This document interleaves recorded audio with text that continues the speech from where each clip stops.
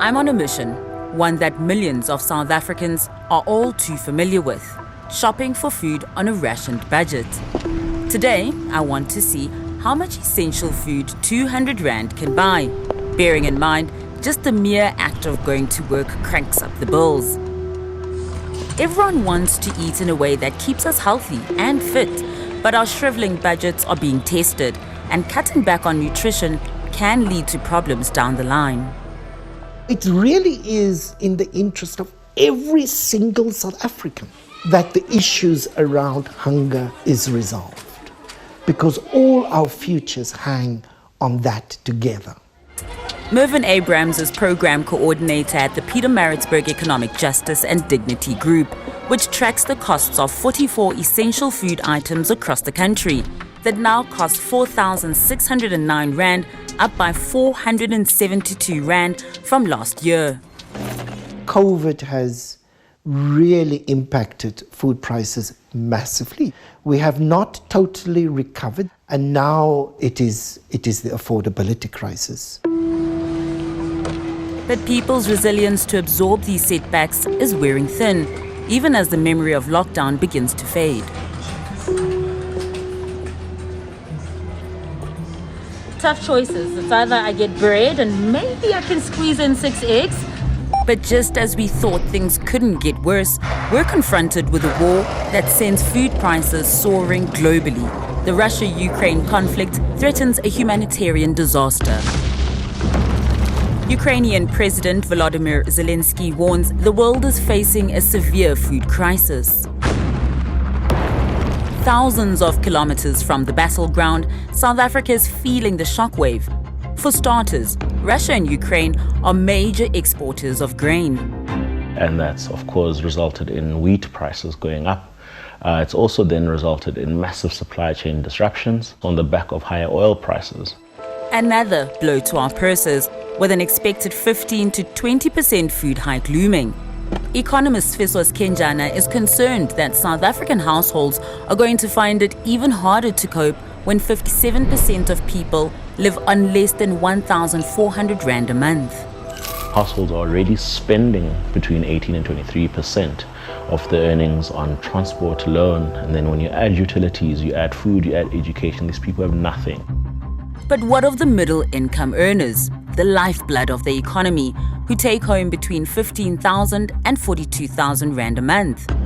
A recent FNB survey reports that these workers have already spent up to 80% of their salary within the first 5 days. Most of that 80% are actually going off on stop orders. So that is servicing the debt and the costs that they carry. So they're left with 20%. If you earn 48,750, you're in the top 1% of earners in the country. And so you've got 9% of people only who are able to afford the living standards in South Africa. Are our salaries even keeping up with these rising costs? Wages aren't growing at the same pace as the price level in South Africa, and I think that's certainly going to be a challenge. Adding to the burden are electricity tariff increases of around 12% annually. The kind of impact that is going to have around your disposable income, I think, is going to be absolutely catastrophic. Households are feeling the squeeze. 6 years ago, we met estate agent Sandra Miller, who was grappling with food costs as a single mom with 4 growing teenage boys. Her veggie patch was one of her secret weapons. Today, it looks slightly different. It's quite impressive. Thank you. And what do we have here? You can see I do have my lemon, I've got mango, and then I've got my vegetables. Through summertime, I do not buy vegetables at all. Even though Sandra is pretty self-sustaining, things haven't become easier. We're in survival mode now. Twice a week, we don't eat meat because meat is so expensive. And our portion also had to reduce. Sure, it's a lot. 2016, my groceries per month cost me 2,000, but now 4,000 don't take me through the month. Does it then cover toiletries, cleaning products? I'm talking about just food. School lunches have changed for Sandra's boys. A burger patty and cheese is now a peanut butter sandwich, and bargain shopping is a way of life. So I thought I'd finish my shopping trip By taking a leaf out of her book, with around 46 Rand left, I made my way to the veggie shop. Outside of the food budget, there are of course toiletries. But what really stretched me, the toilet paper.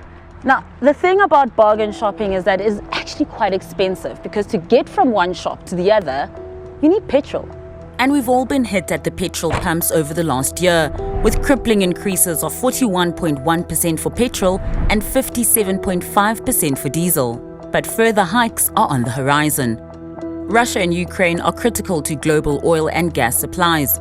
The knock-on effect? Most of our goods, like the basic food items I bought, are transported by road. If we look globally, then the Food and Agricultural Organization's food basket is now at the highest level it has ever been in 60 years. In South Africa, for instance, when we look at pilchards, over the last year that has increased by about 13%. Brown bread has increased by about 9%. If I was to have to feed, let's say, a family of 4, all this that I've gotten here for $200 really won't last me too long. Well, exactly. It probably will get you 2 or 3 meals. And that's the reality of most households in South Africa today. And when food is the overwhelming priority, every luxury or hobby becomes disposable. We used to go to Joburg Theatre. I take the kids to pleasure parks, but I had to cut those things out. And I was able to buy pool tables for next to nothing. So now they catch their entertainment at home. These sacrifices are paying off. Sandra is now able to study for her law degree, but many people are forced to work 2 jobs. I don't think you can sustainably at this point in time stay on the right side of that middle class line if you don't have an additional income. Extra income is often not an option for pensioners like Hillary and Dave White, who are both in their 70s and they're counting every penny. Sure, so much. My husband and I are both on pensions only, and my outgoings are more than that at the moment. I'm using my savings up, slowly but surely. Sharing some of Hillary's delicious homemade lemon cake put things into perspective. You work your whole life, plan carefully for retirement, but now with costs out of control, the future is less certain.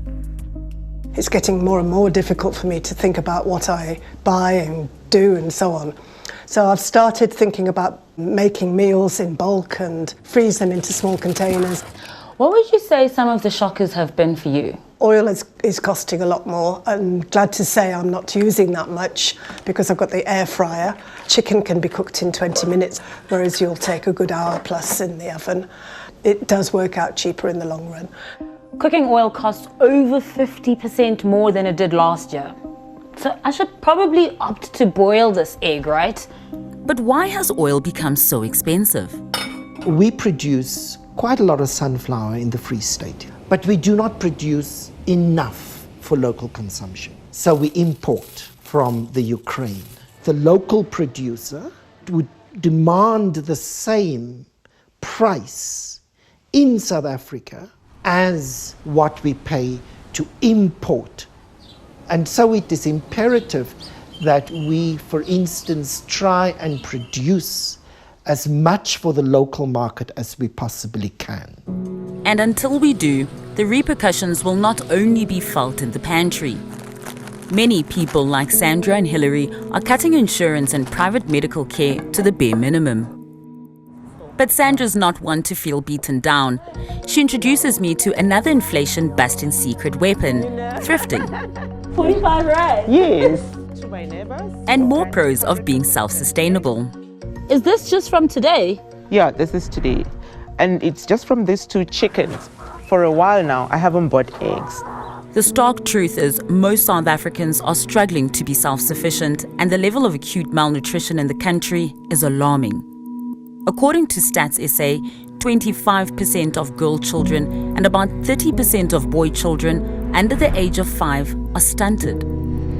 Now, this is a cognitive impairment, which is a direct result of chronic undernutrition. It definitely has an impact on our educational outcomes. It has an impact on the disease burden and our health outcomes. It has an impact on our economic growth.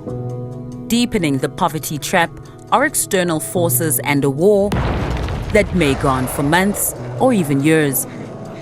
The aftermath will be felt for generations to come.